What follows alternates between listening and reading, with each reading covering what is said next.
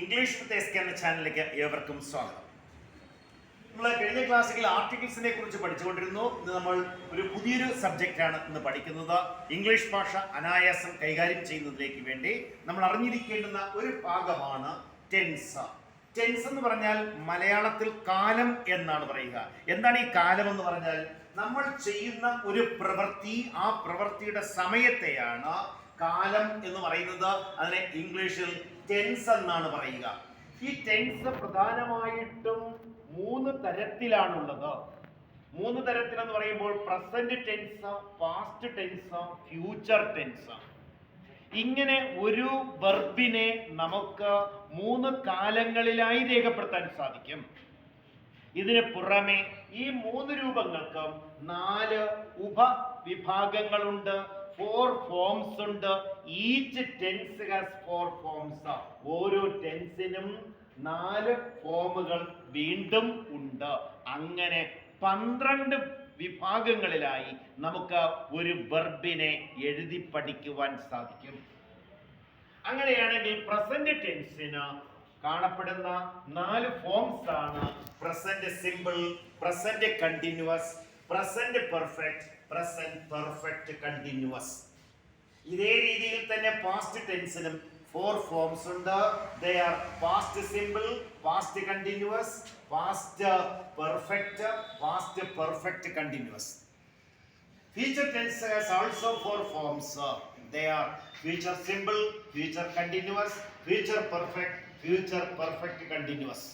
ഇങ്ങനെ ഒരു വെർബിനെ നമുക്ക് 12 അവസ്ഥകളിലായിട്ട്, 12 രൂപങ്ങളിലായിട്ട് നമുക്ക് മാറ്റി എഴുതുവാൻ സാധിക്കും.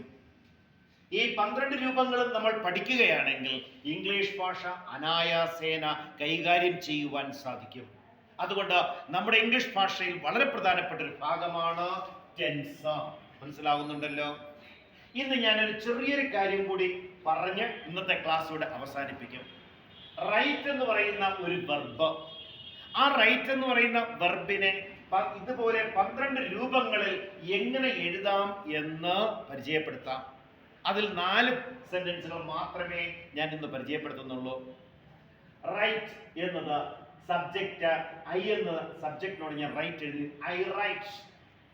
ഐ റൈറ്റ് എന്ന് പറഞ്ഞാൽ ഞാൻ എഴുതുന്നു. അപ്പോൾ നമുക്കൊരാളിനോട് ഇംഗ്ലീഷിൽ ഒരു സെന്റൻസ് നമുക്ക് സൂചിപ്പിക്കണം. ഞാൻ എഴുതുന്നു, ഞാൻ എഴുതാറുണ്ട് എന്ന് പറയണമെങ്കിൽ ഐ റൈറ്റ് എന്ന് പറഞ്ഞാൽ മതിയാകും. അതാണ് ഞാൻ പറഞ്ഞത്, ടെൻസ് പഠിച്ചാൽ ഇംഗ്ലീഷ് ഭാഷ അനായാസന കൈകാര്യം ചെയ്യാൻ സാധിക്കും. ഞാൻ എഴുതുകയാവുന്നു, ഞാൻ എഴുതിക്കൊണ്ടിരിക്കുന്നു, ഞാൻ എഴുതുകയാവുന്നു എന്ന് പറയണം. എഴുതുകയാവുന്നു, ഞാൻ എഴുതിക്കൊണ്ടിരിക്കുകയാണ് എന്ന് പറയണമെങ്കിൽ ഐ ആം റൈറ്റിംഗ്. ഇവിടെ ആമിന്റെ ഉപയോഗത്തെ കുറിച്ച് പിന്നീട് സൂചിപ്പിക്കും. ഐ ആം റൈറ്റിംഗ് എന്ന് പറഞ്ഞാൽ ഞാൻ എഴുതുകയാവുന്നു എന്നാണ്. ഐ ഹാവ് റിട്ടൺ എന്ന് അടുത്തെഴുതിയിരിക്കുന്നു. എന്താണ്? ഞാൻ എഴുതി കഴിഞ്ഞു, ഞാൻ എഴുതിയിട്ടുണ്ട്, പൂർണ്ണമായിരിക്കുന്നു എന്ന് സൂചിപ്പിക്കുന്നതാണ് ഐ ഹാവ് റിട്ടൺ. അടുത്തത് ഐ ഹാവ് ബീൻ റൈറ്റിംഗ് എന്നാണ്. ഞാൻ എഴുതിക്കൊണ്ടേയിരിക്കുന്നു. പൂർണ്ണമായോ? ഉടനെ പൂർണ്ണമാകും. I have been writing. ഇനി ഇതിന്റെ 8 രൂപങ്ങൾ കൂടി വീണ്ടും നോക്കണം. എന്നിട്ട് മാത്രമാണ് നമുക്ക് ഈ ടെൻസിലേക്ക് ഓരോ ടെൻസും എഴുതുന്നതിനുള്ള അതിൻ്റെ പ്രിൻസിപ്പിൾസ് ഉണ്ട്, അതിൻ്റെ ഇക്വേഷൻസ് ഉണ്ട്. ആ ഇക്വേഷൻസ് കൂടി, റൂൾസ് കൂടി പഠിച്ച് നമ്മൾ ടെൻസ് വിശദമായി തന്നെ പഠിക്കും. അങ്ങനെ ടെൻസ് പഠിച്ചാൽ ഇംഗ്ലീഷ് ഭാഷ നമുക്ക് കൈകാര്യം ചെയ്യാൻ സാധിക്കും. എൻ്റെ ഈ ക്ലാസ് എല്ലാവരും ശ്രദ്ധിക്കുക.